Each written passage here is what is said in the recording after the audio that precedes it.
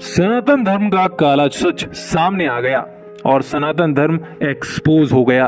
तुम कहते हो तुम्हारे भगवान श्री विष्णु ने वराह अवतार धारण करके पृथ्वी को समुद्र से बाहर निकाला, लेकिन तुम्हें पता भी नहीं है कि समुद्र तो पृथ्वी के ऊपर ही है।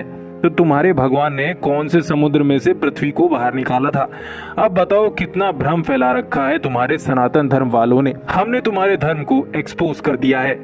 ऐसा कहकर कई सनातन विरोधी लोग सनातन धर्म का मजाक उड़ाते फिरते हैं। उनको पता नहीं है कि वो सनातन धर्म का नहीं, खुद अपना और अपने घुटनों में स्थित दिमाग का मजाक उड़ा रहे हैं। 95% लोग ऐसे होते हैं जिन्होंने कभी सनातन धर्म के ग्रंथों को नहीं पढ़ा और उन्होंने सिर्फ धार्मिक टीवी सीरियल और फिल्में देखी हैं। उन्हें देखकर सनातन धर्म पर फिजूल बातें करने लगते हैं।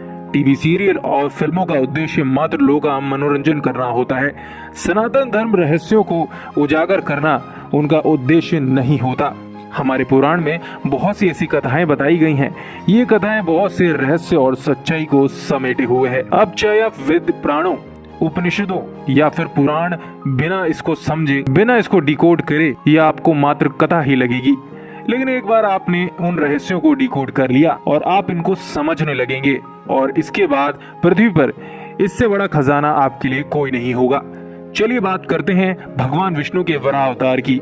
बचपन में मेरे मन में यही सवाल आता था कि आखिर कैसे पृथ्वी को समुद्र में छिपा दिया गया, जबकि समुद्र पृथ्वी पर ही है।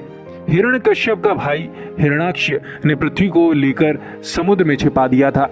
फलस्वरूप भगवान विष्णु ने यह सुनकर वराह का रूप धारण करके हिरण्यकश्यप का वध कर दिया और पृथ्वी को पुनः उसके कक्ष में स्थापित कर दिया। इस बात को आज के युग में एक मजाक के रूप में जाना जाता है।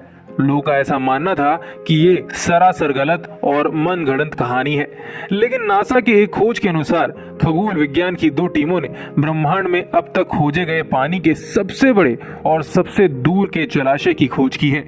वो जलाशय का पानी हमारी पृथ्वी के समुद्र के 140 खरब गुना पानी के बराबर है, जो 12 मिलियन से अधिक प्रकाश वर्ष दूर है। जाहिर सी बात है कि उस राक्षस ने पृथ्वी को इसी जलाशय में छुपाया होगा। इसे आप भवसागर भी कह सकते हैं, क्योंकि हिंदू शास्त्र में भवसागर का वर्णन किया गया है। जब मैंने ये खबर पढ़ी तो मेरा भी भ्रम टूट गया और अंत में मैं सिर्फ इतना ही कहूंगा, जो इस ब्रह्मांड का रचयिता है, जिसकी मर्जी से ब्रह्मांड चलता है, उसकी शक्तियों का पता लगाना तुच्छ मानव की वश की बात नहीं है। मानव तो अपनी आंख से उसके विराट स्वरूप को देख भी नहीं सकता। जिस किसी को इसका स्रोत जानना है वह यहाँ से देख सकते हैं। कुछ बेवकूफों को ये लगता है कि हमारा देश और यहाँ की सभ्यता गंवार है, जिन्हें लगता है कि नासा ने कह दिया तो सही होगा।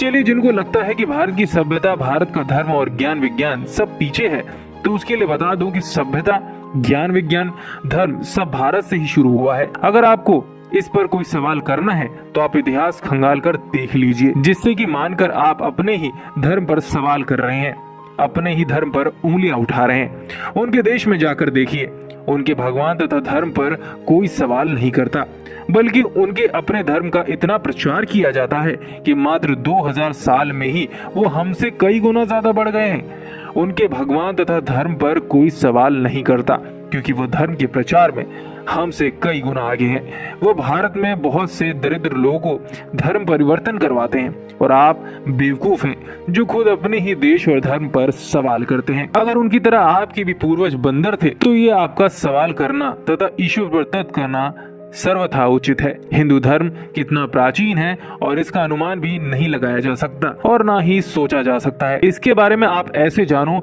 जब इंग्लैंड में पहला स्कूल खुला था तो भारत में लाखों लाखों गुरुकुल थे और लाखों साल पहले 4 वेद और 18 पुराण लिखे जा चुके थे। जब भारत में प्राचीन राज्य सत्ता चल रही थी तब ये लोग कपड़े पहनना भी नहीं जानते थे। ये मैं नहीं कह रहा हूँ, आप चाहे तो उठाकर गूगल में विकिपीडिया कर लीजिए, आपको सब कुछ एक एक बात समझ आ जाएगी। तुलसीदास जी ने तब सूर्य की दूरी के बारे में लिख दिया था। जब दुनिया को दूरी के बारे में ज्ञान भी नहीं था। खगोल शास्त्र के सबसे बड़े वैज्ञानिक आर्यभट्ट जो भारत के ही थे, उन्होंने दुनिया को इस बात से अवगत कराया कि ब्रह्मांड क्या है, पृथ्वी का आकार और व्यास कितना है। और आज अगर कुछ मूर्ख विदेशी संस्कृति के आगे भारत को झूठा समझ रहे हैं तो उनसे बड़ा मूर्ख और देशद्रोही कोई और नहीं होगा। ये वैसे अज्ञानी लोग मानते हैं कि कोई परम तत्व ही नहीं है। जब परम तत्व ही नहीं है तो ये संसार स्वयं चलायमान है। हम ही हमारे भाग्य के निर्माता हैं, हम ही इस संसार को चला रहे हैं। हम जो करते हैं वही होता है। दिन और रात का सही समय पर होना, सही पर सूर्यास्त और उदय होना, पेड़ पौधों को उत्पन्न होना, परमाणु तथा मनुष्य की मस्तिष्क की कार्यशैली का ठीक ढंग से चलना, ये सब अनायास ही नहीं हो रहा। जीव के अंदर चेतना कहाँ से आती है? हर प्राणी अपने जैसे ही बीज कैसे उत्पन्न कर लेता है? शरीर की बनावट उससे जरूरत के अनुसार ही कैसे होती है? बिना किसी निराकार शक्ति के ये अपने आप होना असंभव है। और अगर आप भी ईश्वर और वेद पुराण के प्रति ऐसा व्यवहार ही करना चाहते हैं तो उसके जीवन का कोई और महत्व नहीं है। इस वीडियो से अगर आप थोड़ा सा भी समझ गए हो तो इस वीडियो को ज्यादा से ज्यादा सबके साथ शेयर करें, जिससे उनको भी सनातन धर्म का महत्व पता चल सके। आप सभी मित्रों पर ईश्वर की कृपा हमेशा से बनी रहे। कोई गलती हुई हो तो माफ जरूर कर देना। धन्यवाद।